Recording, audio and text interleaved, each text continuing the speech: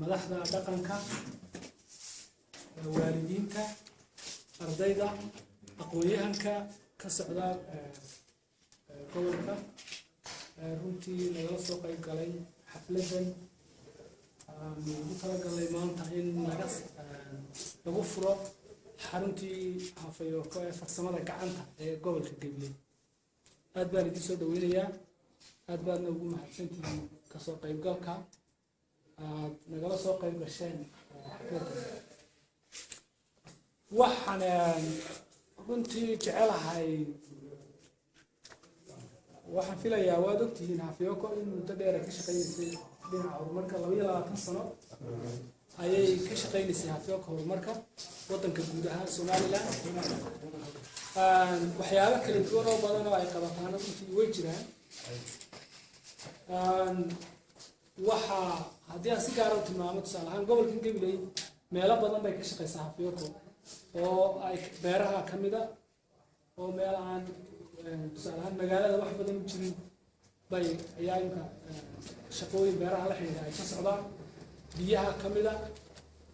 waxa ka mid ah waxyaabaha kale ee waxbarashada ka mid ah caafimaadka shaqooyin badan bay runtii ka qabataa. laakiin maanta waxa weeye waa maalintii koowaad ama laga furo ama aan idhaahdo sanadkani waa sanadkii koowaad ee laga furay magaala madaxda gobolka laga sameeyo farsamada gacanta oo ah runtii arrin aad u muhiim ah oo aad loogu baahnaa runtii oo aanu ognahay in dhalinyaro badani rag iyo dumar bali ay u baahan yihiin farsamada gacanta ee ay heleen gobolada kale ee Soomaaliland hafayoko u sameysay ayaguna inay xaq u leeyihiin inay helaan. laakiin runtii waanu waqtiga intaan ay sheegay waxaan doonaynaa haddii la idhaa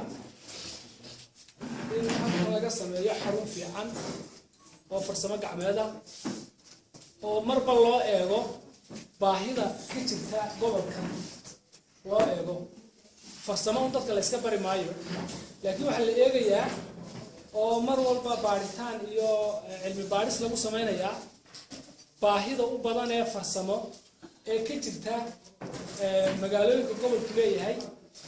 iyo miyigaba. oo imika dadku waxa laga yaabaa farsamada gacanta marka la ilaa in magaalo laga fikiro, laakiin imika farsamada gacantu maaha magaalo kaliya. waxaan rabnaa in farsamadii gacanta ee beeraha wixii la qaban karo farsamada la qabanaya hafayoko qabata waa vocational waxa weeyaan waa farsamo gacmeed maaha academic ama hab tacliimeed dheer maaha. waa xilli gaaban baa qofka waxa la barayaa farsamo marka uu dhamaysto tusaale ahaan 8 bilood inanka ama inanta markay bartaan 8 bilood farsamada gacanta waxaa la filayaa inuu 8 bilood kadib qofku uu la soo bixi karo quutalyoonkiisa ama uu shaqaysan karo oo uu guri dhisi karo oo uu guri leyd gelin karo uu guri nijaarad saari karo jinkad saari karo uu soo saari karo furniture soo saari karo uu dawaartoli karo uu dhar soo saari karo uu cunto fiican oo tusaale ahaan uu samayn karo. maxaan ku dhahdaa sidaas si la eeg baa waxaan rabnaa beeraha iyo farsamooyinka kale ee la xidhiidha ayaguna dhinaca soo saar khaasatan gobolka Galgaduud uu sii leeyahay in aan ayaguna ku darno oo sanad walba inta aanu sameeyno sahan inta aanu sameeyno aanu eegno maxaa sanadkan loogu baahi badan yahay. tusaale ahaan sanadka ma balanbaris ama dadka qasabadaha ka shaqeeya miyaa ku yar magaalada ama magaalooyinka halkan kaliya maaha waxa weyn Gabiley Wajaale iyo magaalooyinka kale Carabsiyo magaalooyinka kale ee farsamada looga baahan yahay. sidaas leeg beeraha oo kale aan leenahay maxaa sanadka mushkilada jiray ee laga caawin karaa. tusaale ahaan imika meelaha qaar galowleeyo kale tusaale waxaan ka qabano wax ka mid ah dadka waxaanu barnaa saracyo aan hore loo beeran jirin baanu barnaa sida loo beero. tusaale ahaan loos oo kale ayaa waxa la baraa sida loo beeranayo dadku ay u beertaan hore uma aqoon deego. waxa laga yaabaa 2-3 dalag baynu beeranaa oo inagu wadankeena waxaan 3 dalag kama badna inta badan marka wax ka badan saddexdii dalagee la beeran jiray baan ayaanu barnaa tusaalahaan beeralayda oo kale marka waxaan rabnaa in aanu ka dhigno nooc haddii la doono mararka qaar mobile ama wareega oo inta dadkii xagga lagu tababaro beeraha la geeyo oo ayaga farsamadii ay arkaan waxa kale oo runtii aanu doonayna haddii ilaahay nagu simo insha allahu tacaala in ay noqoto xarun runtii gobolka dadka ku nool oo dhan soo jiidato oo runtii wax badan ka bedesha noloshooda waayo waddanku wuxuu korayaa waxaa loo baahan yahay in la sameeyo dad farsamo yaqaaniin la soo saaro oo wax qaban kara ayaa runtii loo baahan yahay marka taasi waxay sahlaysaa in dhaqaalihiina hagaago waxaan idiin sheegayaa tusaale ahaan Hargeysa oo kale cunto karinta berigii hore waxaa baran jiray hablo keliya sanadka waxaa bartay inamadii baa yidhi anaga cunto karintaan baranayna because maxay rabaan modeello waaweyn baa laga sameeyey waddanka kuugag baa loo baahan yahay marka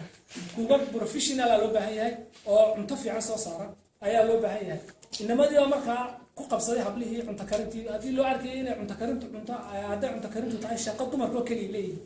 sidaas ilaa waxaan doonaynaa habluhuna inaan iyaguna leerka bartaan oo aan leerka loo arag inaanu leeyahay oo baran karo oo waayo dumarka ugu isticmaal badan leerka isticmaalkiisa marka la eego guryaha dhexdooda saasoo kale aan doonayna haddii alla qadar insha allahu tacaala xarumaha kale aanu ka bilownay gobollada kale qaar badan waxaan ku bilownay bannaan cidlo ah oo runtii aanaan awood u lahayn inaynu guri xataa kiraysano ayaanu ku bilownay laakiin imika waa halkan gabilay maanta waxaan guri baanu ku bilownay insha allahu tacaala waxaan rajaynaynaa xarun ay leedahay farsamada gacanta gabileyna in la sameeyo madaxdii gobolkuna way joogaan arrinta dhulka iyo maxaa kula si farsamada gacanta loo caawin lahaana kulley madaxdeena uga fadhiyaan si alla ilaa oo loogu sameyn lahaa meel farsamo gacmeed looga sameeyo gobolka iyagaa looga fadhiya taana insha allahu tacaala marka aad iyo aad baad mahadsantihiin waxaan rajaynayaa in aynu arrintaa ku guulaysano wax badanna ay ka bedesho dhallinyarada badan ee shaqada lah yaacayana in ay u noqoto in ay wax qabsan karaan shaqana ay ku heli karaan halkana kaga heli karaan shaqo meelaha kalena ay kaga heli karaan runtii farsamada gacanta qofka mar walba de waxaa laga yaabaa inuu taliyo maalintaaba inuu kula soo bixi karo noloshiisa